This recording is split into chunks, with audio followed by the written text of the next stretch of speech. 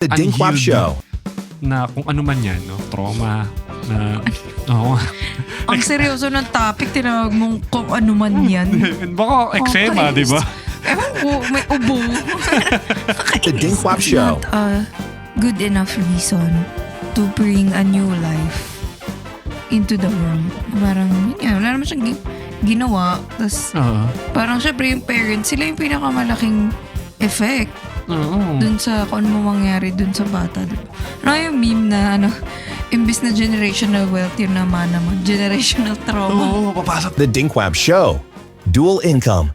No kids. With a podcast.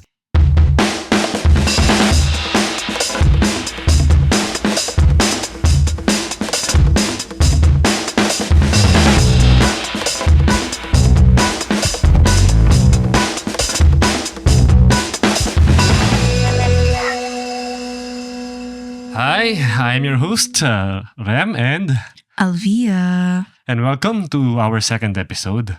So, last episode, nabitin tayo. Mm-hmm. So, saan tayo natapos? Hindi na natandaan. Kanina lang yun. Kaka-replay lang. Kaka-replay lang. Oh, sige.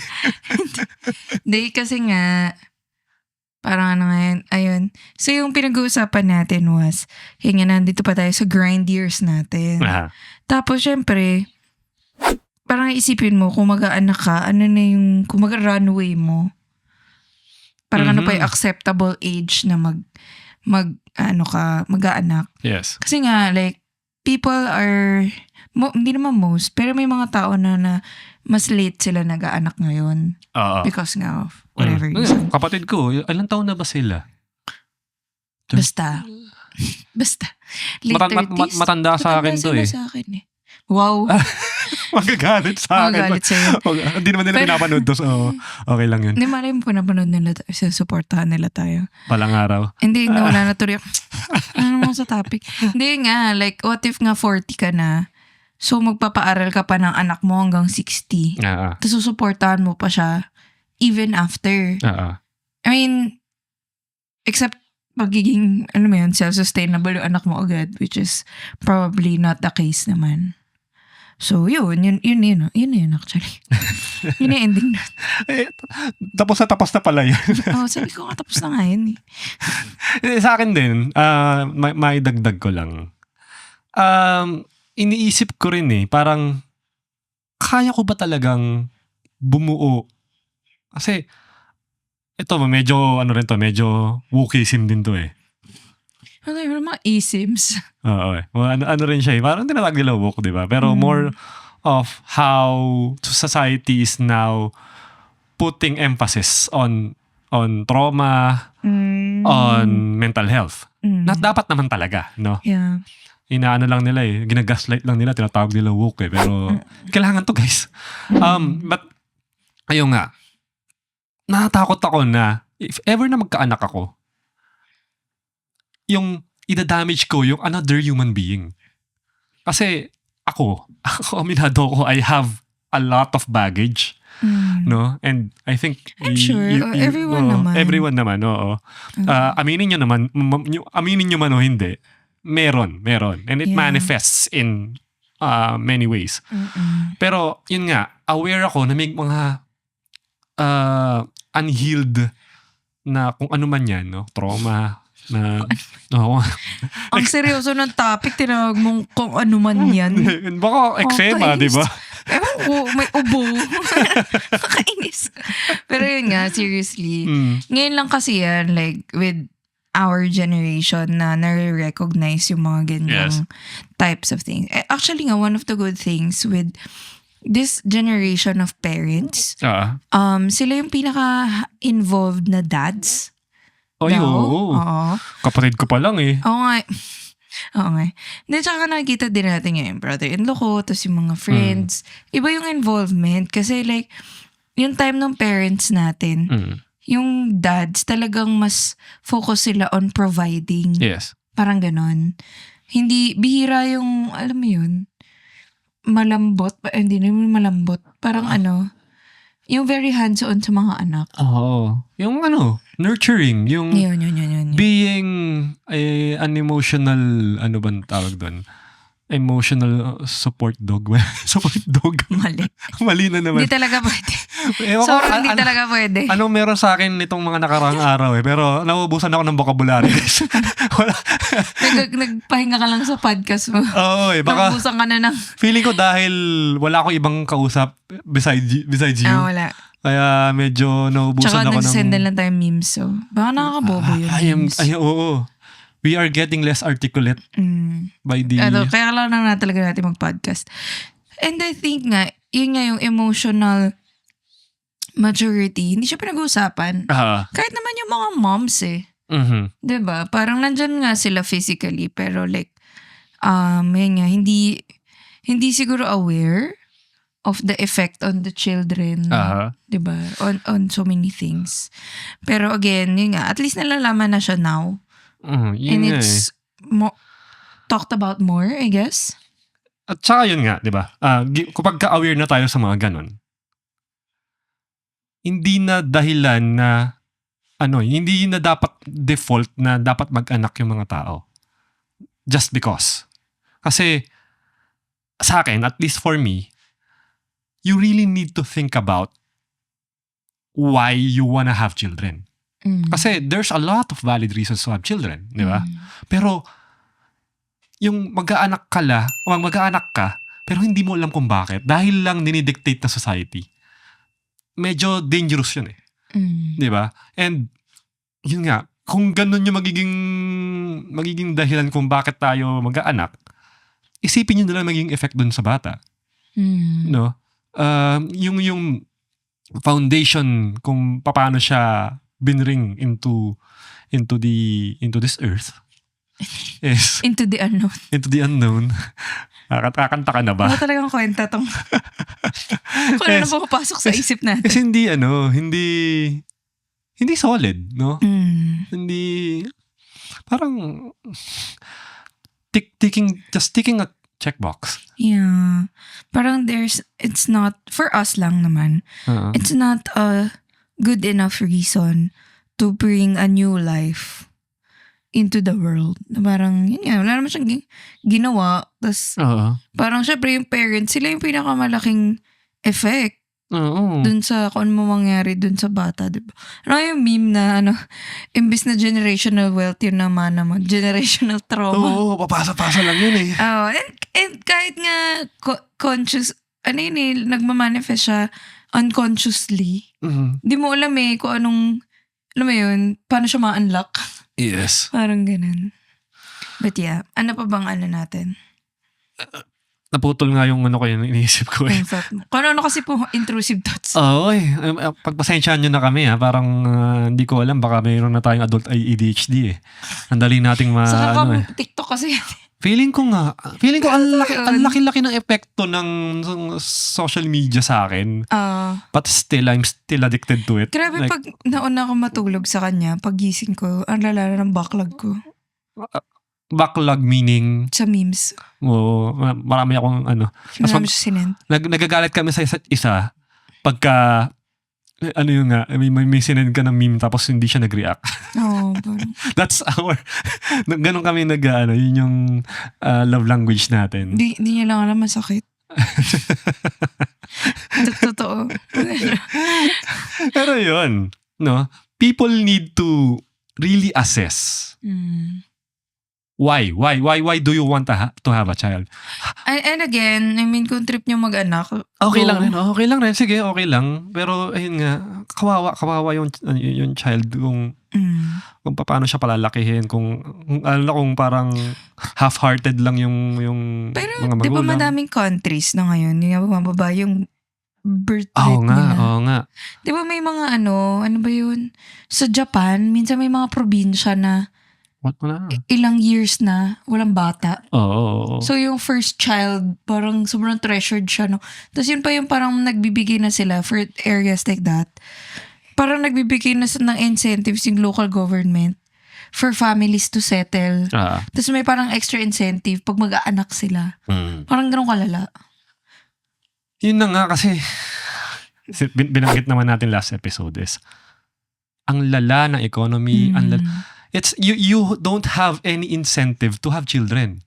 Yung pa yung ano doon, di ba? Sige, society is forcing you, sabihin natin, to have children or, advising you to have children. Pero the state doesn't support that. Parang, lalo na sa Japan, yung culture nila doon, talagang workaholic, grind. Tsaka wala daw masyadong support sa childcare. Yun pa, walang childcare. So parang paano? At least dito sa Pilipinas, sa maganda naman dito, sabi kasi nila parang it takes a village to raise a child, di ba? Literally, yung dito. Extended families. Literally, sobra. Andyan yung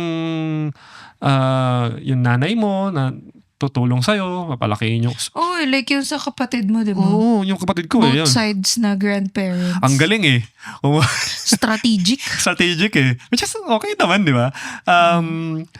So they got a place near their parents. So, kasi magaling talaga tong kapatid ko eh. Sorry siwalat ko yung kwento nyo. Hindi pala tungkol sa dinks to, tungkol sa kapatid mo yung podcast. Pero kasi ang kulit eh. Ang makulit yung naging love story nila is magkapit-bahay. Yung kapatid ko pa naman, yung mga dati niyang girlfriend, malalayo. Matraffic naman na nun. Masyado na ngayon, di ba? Pero, nandala na siya. Ayaw na niya. So, ewan ko, by design or by nagkataon lang. Ayun, kakilala niya kasi yung kapitbahay namin. Lumipat kami doon sa village nila. And, naging sila. Then eventually yun, kinasal. Then, ito nga, kumuha sila ng place near that village. And, ayun, pagka andun sila dun sa place na yun, andun talaga yung mga grabe yung help grandparents. Kasi kahit nga may helper, ang hirap pa rin. Kasi nakita ko din yung kapatid ko eh. May helper naman, may driver, and everything. Pero kailangan niya pa rin nung support. Like, siguro on one, yun dun sa baby niya. Tas the next, yung minsan naman for her, parang emotional support niya. Although kasi kahit yung husband mo naman, syempre, nandun. Kami nga, fortunately, kaming siblings, close kami. So parang yun nga. Like, lalo yung may kapatid talaga kami na sobrang present the whole time na pregnant siya, nung bagong panganak and everything. Swerte niyo sa kapatid niyang yun eh, no? Siya talaga yung on call. Very flexible yung she loves that. She loves that. So good for her. Siya din yung madalas natin kasama. Kasi nga, andyan lang siya. Kalad ka rin eh. Medyo flexible yung life nun. Pero yeah, it really takes a village. Not necessarily your parents if they're not available. Minsan kapatid, pinsan. May pinsan din kami na lagi nandun. Pati mga pinsan. Tapos, friends, gano'n. So, mahirap eh. Not just on the cost, but yun nga, the emotional capacity needed daw. Ewan ko, I don't know. Hindi ko alam, sinasabi ko, wala na anak. Isa ko yan. Kaya rin naman alam ko talaga, hindi ako mag-aanak. Hindi ako fit mag-anak. Dahil, kunwari, hihingi ng tulong sa akin si Naniko. I mean, kung talagang emergency yan, I'll be there. Pero di ako yung mag-offer. Parang, di ko yan anak eh. Hindi. Tsaka nga, not just that, kasi talagang hindi kaya ng life natin. Ayan nga eh. Kasi di ba yung sister ko nagtatanong din minsan kung pwede ko siya tulungan. Tapos doon ako mag-work. Tapos sabi ko sa kanya, kasi pag nag-work ako, wala akong matutulong. So literally nilagay mo lang ako sa bahay mo, tapos hindi ko kayo papansinin lahat. Alam ko naman parang... Pero again, yun nga, kung emergency, syempre. Syempre. Diba? Leave na yun. Pagka kailangan talaga. Pero, I mean, kunwari, day-to-day talaga na kailangan namin magbantay dito. I can't. Iwan nyo na lang yung mga pamangkin sa lobby. Kasama yaya. Di talaga kaya. Yun nga, sabi nga natin, di ba? Di ako mahawak ng bata. Hindi siya talaga. Ayoko talaga. Kakapapansinin niya yung bata ng mga 2 years old na. Medyo matibay-tibay na. And despite that, ano lang, lalapit lang ako sa, laro lang ako sa bata ko, siya yung lumapit sa akin. Hindi siya yung... Hindi ako yung mag-initiate talaga na minsan nga, kaway-kaway ng ganyan, ngiti-ngiti. Hanggang ganun lang ako. At marami na-offend doon. Pagka ginagawa mo yan, hindi ka masyadong, parang sa bata hindi nila. Hindi ka nakikiagaw. Hindi ka Bakit? I mean, yeah, it's cute, you know. Lalo na yung mga pamangkin natin. I love our niece and nephew. Ikaw naman, akala ko hindi mo sasama yung... akala ko hindi mo sasama yun. Medyo naghanga ko doon. Ano bang lalaki ng... kasi pag Tagalog, pamangkin lang eh. Kaya nga eh. Hindi ko alam kung ba't ako sa akin nag-English. naman, ano ba, hindi naman ako nakikiagaw din sa bata. Lalo pag pamangkin, kasi alam ko makikita ko naman siya. Every now and then. So, hindi naman ako nakikiagaw din sa... Pero inaambot nila sa akin eh. Kasi kapag nakita na parang hindi ka nakikiagaw dun sa baby, inaabot sa'yo eh. Kaya nga eh.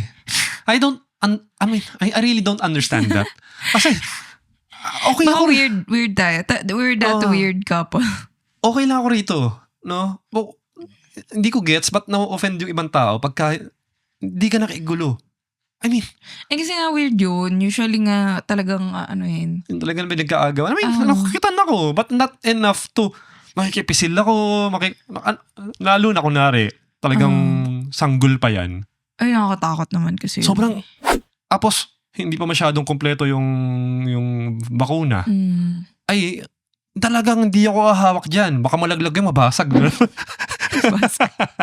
Talaga guys. Wala talagang pag-asa. Hindi talaga. Ganun eh. Ito ko eh. And I won't. Baby hater. May kaibigan tayong our only child. Only child. Our only friend. Nagpapaiyak ng baby yun. Nagpapaiyak ng baby yun. Yung bully. I-call out natin siya pag andito natin siya.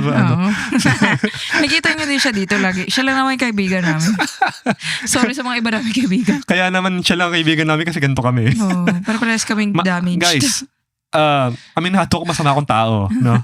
At di ko naman tinatago yun. Yeah. Sinasabi ko naman di talaga ako mahawak ng bata. Ba't may pinipilit sa akin Pero yan? kasi, yung iba kasing tao, yun nga yung parang, meron kasing reverse psychology shiz. Ayun nga, Kaya yung akala ng mga tao talagang, alam mo yun, nagpapabebe ka lang. Kasi nga, it's not usual. Yun din sa akin yung, di ba nung baby pa yung pamangkin ko, lahat sila nagkakagano. Tapos parang ako, ba't ako makikigulo? Makikita ko naman siya next month, gano'n. Parang gano'n. So, chill lang ako. Tapos sila, kay ate nyo na. Si ate yung pangalan ko sa pamilya eh. Ba't yun naman, pakaragan nyo kay ate. Tapos parang ako, guys, alam nyo namang marunong ako magbuhat ng bata, di ba? Why is there a test? Parang sila yung nag-decide para sa'yo eh. Waka mo to. Ayoko nga eh. Kung aso, mayagaw ka. Ako, depende pa rin. Pag cute yung aso ko mo, inakakayagaw ka eh. Pero hindi ko ibubuhatin. Ito yung maliit. Sino yun? Yung terrier. Si Tina? Oo. Ano pa rin ako doon, alangan pa rin ako. Grabby. Pero alangan pa rin ako kasi ayoko rin kasi ako nung mabali ko yun. Pero, Clumsy one question. Kasi nga, di ba, ayaw natin, we don't want to have biological children. Biological that's the key word. But are we open to adopting babies?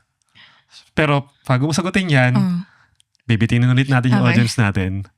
At next episode. We will discuss that next episode. Thank you for watching and tuning into another episode of the Dinkwap Show. And yeah, see you next episode. Bye. Bye. You were listening to The Dinkwap Show.